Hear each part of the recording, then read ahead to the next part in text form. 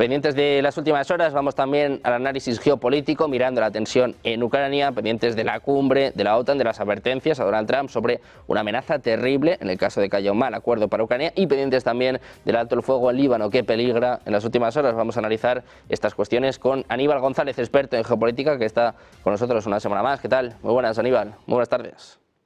Buenas tardes, Sergio. Gracias. Pues encantados de tenerte por aquí, como digo, mirando a esta cumbre de la OTAN. Hoy hablaba Mark Rutte, pero el que también ha hablado es el presidente ruso, Vladimir Putin, que ayer, salían informaciones en Financial Times de gente muy cercana al presidente ruso que dice que va a rechazar las ofertas de Donald Trump, al menos las primeras, que básicamente lo que busca, lo que quiere es la capitulación total de Ucrania y que además Zelensky no puede seguir ni un minuto más en el gobierno ucraniano. Totalmente, Sergio. Si miramos un poco entrevistas anteriores que tú me has realizado aquí en el canal, vengo sosteniendo desde el principio y desde muchísimo antes también que la negociación por una paz en Ucrania es inalcanzable en estas condiciones, en las condiciones que quiere imponer la OTAN, no el señor Zelensky, la OTAN. Más allá del deseo personal del señor Zelensky, que pide cosas totalmente imposibles, dadas las condiciones de cómo fue provocado este conflicto, Rusia no puede ceder y no puede dar un paso hacia atrás. Razones suficientes solamente de pensar la cantidad de muertos que ha habido en este conflicto para defender una causa totalmente legal dentro del marco internacional. Cuando Rusia entra en este conflicto para defender la vida y evitar un genocidio sobre los rusoparlantes que viven dentro del territorio ucraniano, o de rusos mismos, no solamente rusoparlantes, sino rusos, descendientes directos de rusos que viven dentro de Ucrania, que es más del 40% de la población de Ucrania, le guste a alguien o no le guste, es así realmente. Entonces, no le queda otra posición a Vladimir Putin, a la Duma estatal, al Kremlin, a Rusia toda, porque es el apoyo general de la ciudadanía rusa, de que no se dé un paso atrás. Entonces, el señor Zelensky con propuestas totalmente inalcanzables, porque sigue insistiendo en un cese al fuego, ¿pero para qué? Para ganar tiempo, armarse nuevamente, poder entrenar soldados nuevamente y después volver otra vez al inicio de donde se comenzó todo. Y no va a ser así. Rusia lo dijo bien claro. Desnazificación de Ucrania, desmilitarización de Ucrania y el señor Zelensky fuera del gobierno. Si eso no se cumple, no hay negociación ninguna que pueda prevalecer aquí. El señor Donald Trump, como yo vengo diciendo, Sergio, hace ya muchísimo tiempo, no tiene ese poder de poder frenar este conflicto ni en 24 horas, ni en 48, ni en un mes. No tiene cómo, no tiene qué ofrecer a Rusia cuando no hay garantía absoluta, ninguna para Rusia, de que la OTAN no entre allí dentro de 2, dentro de 4 o dentro de 5 años. Cualquier negociación que se llegue a un acuerdo posible será roto de aquí a 4 años cuando el señor Donald Trump ya no esté también. Eso va a suceder. Y Rusia lo sabe. Y Rusia no está dispuesto a tener una Ucrania convertida en lo mismo que está convertida Corea. Corea, la única Corea, no la dividida en dos, que lo que hay, sería esto nuevamente la misma situación. Entonces, tener allí atrás de un muro un gobierno hostil con misiles de la OTAN apuntando para Rusia sigue siendo inaceptable. Eso es un hecho, Sergio, y lo vengo diciendo desde hace muchísimo tiempo. Aquí no va a haber negociación ninguna. No se puede llegar a esa negociación hasta que no se tire del gobierno al señor Zelensky, venga una cabeza más fría allí en ese gobierno posible para poder sentarse a conversar y discutir esa neutralidad que tiene que tener Ucrania.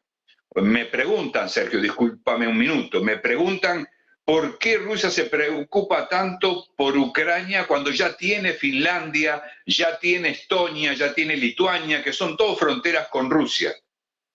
Son fronteras totalmente diferentes y naciones totalmente diferentes, no solamente en tamaño y en volumen, sino en amenaza. Más allá de que Estonia está gritando a todo viento de que va a invadir Rusia, que va a entrar al territorio ruso, a cometer atentados, en fin, que va a hacer todo, que va a poner soldados inclusive. Más allá de toda esa palabrería, son naciones que no pesan dentro de la seguridad nacional para Rusia, en ese caso. Ucrania es clave en todos los sentidos. Por algo la OTAN está haciendo hincapié en Ucrania, porque es el lugar donde se tomó, se ideó, se pensó, se planificó la agresión directa, proxy, contra Rusia. Es ahí, ese es el punto clave. Y como decían antiguamente, aquel que posea el territorio ucraniano o que mantenga de su lado, ya sean los atlantistas o ya sea Rusia, aquel que posea Ucrania, indudablemente tiene la dirección del mundo.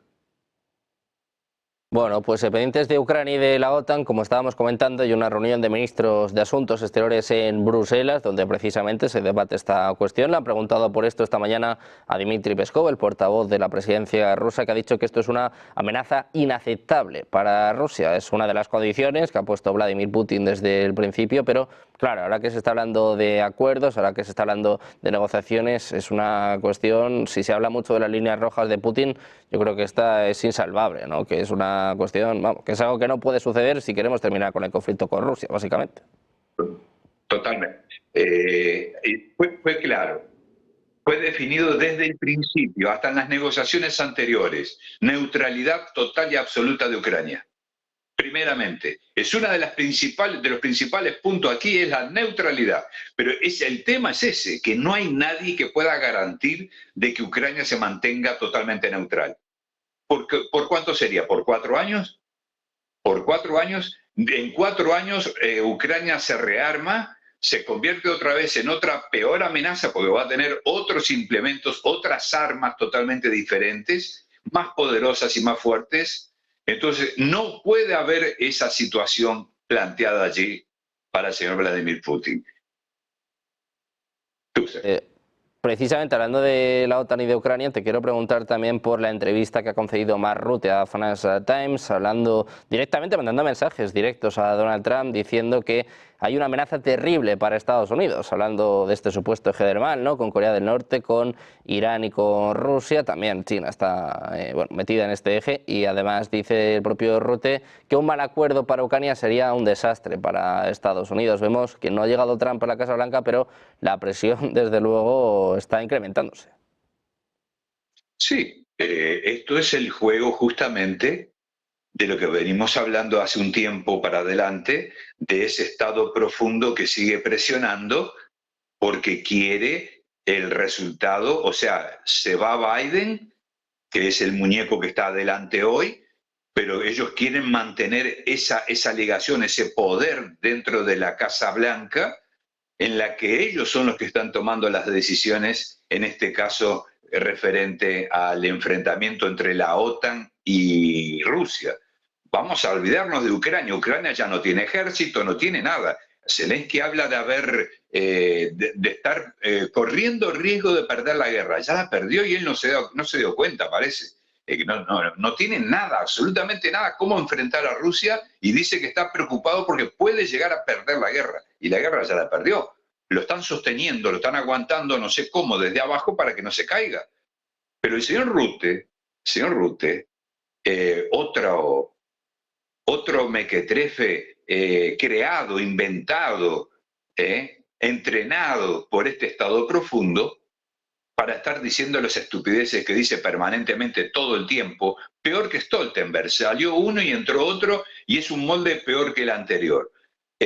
sosteniendo esta narrativa, el peligro que corre Estados Unidos por si la OTAN fracasa y esto, es que ellos provocaron esta situación. No es Rusia que les está provocando un dolor de cabeza. Ellos entraron en este dolor de cabeza que no saben cómo terminarlo. Ellos quisieran, pero no saben cómo, sin tener que plantar o levantar una bandera blanca y decir, hemos perdido. No tienen cómo, no saben cómo. Entonces lo único que estamos escuchando es agresiones verbales, amenazas verbales contra Rusia, contra China, ahora también amenazándola a China, que no tiene sentido. El hecho de decir de que Rusia se está uniendo con Corea del Norte, con Irán, con China, y es lógico, pero si ellos están juntos, cuando se trata que la OTAN supuestamente era defensiva y ahora es para atacar, entonces ya dejó de ser defensivo. Entonces, ¿quién? Rusia no tiene derecho de formar un grupo, una alianza que le ayude en cualquier caso de guerra mundial. Pues lógico que va a ocurrir. ¿Y quiénes los empujaron a Rusia y a China a unirse?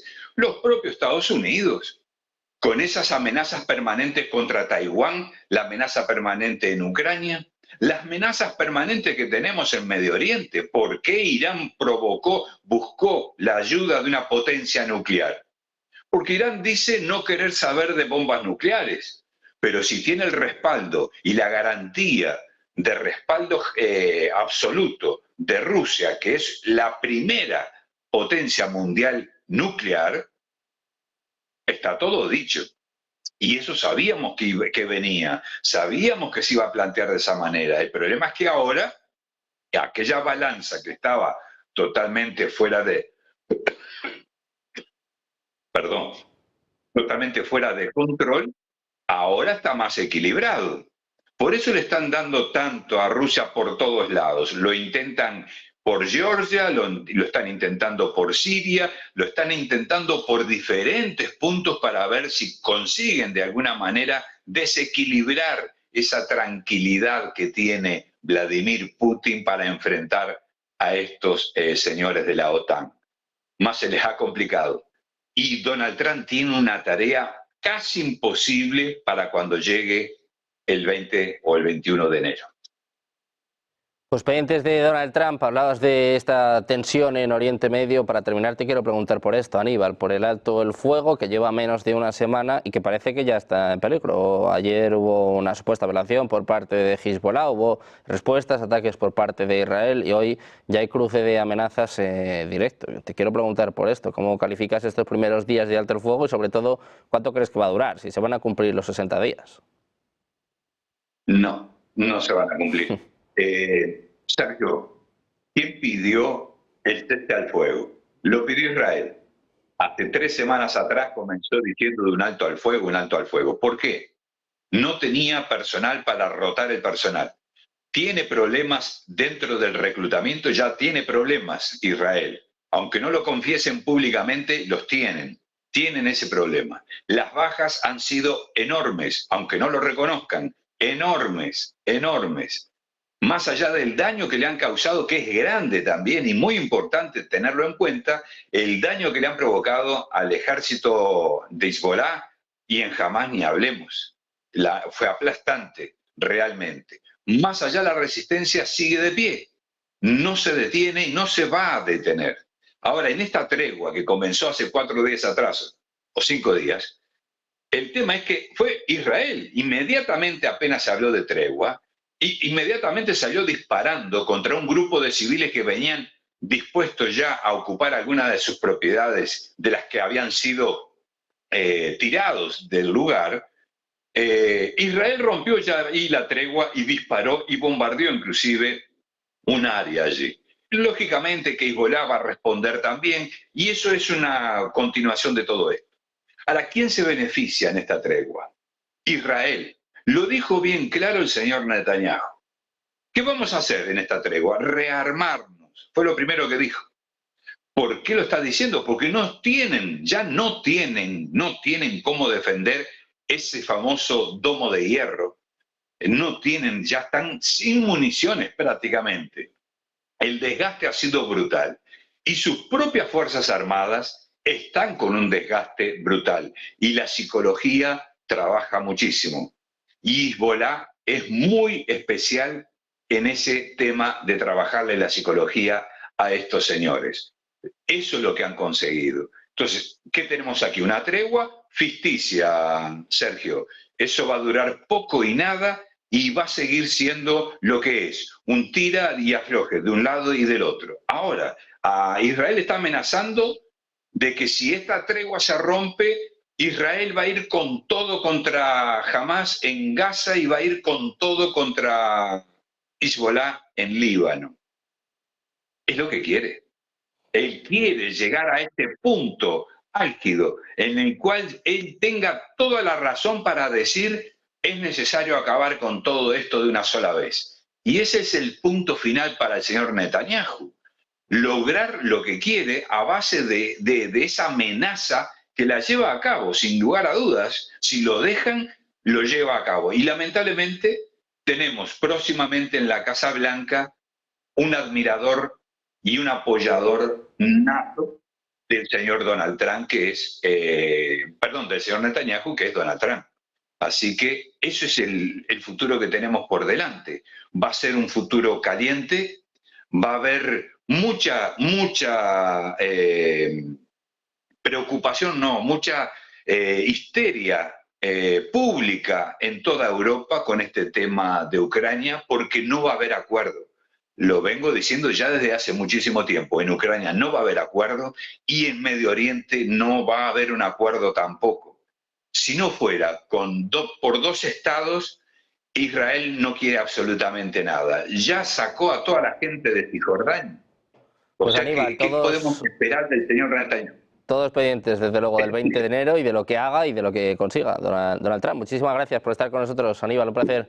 Buenas tardes. Muchas gracias.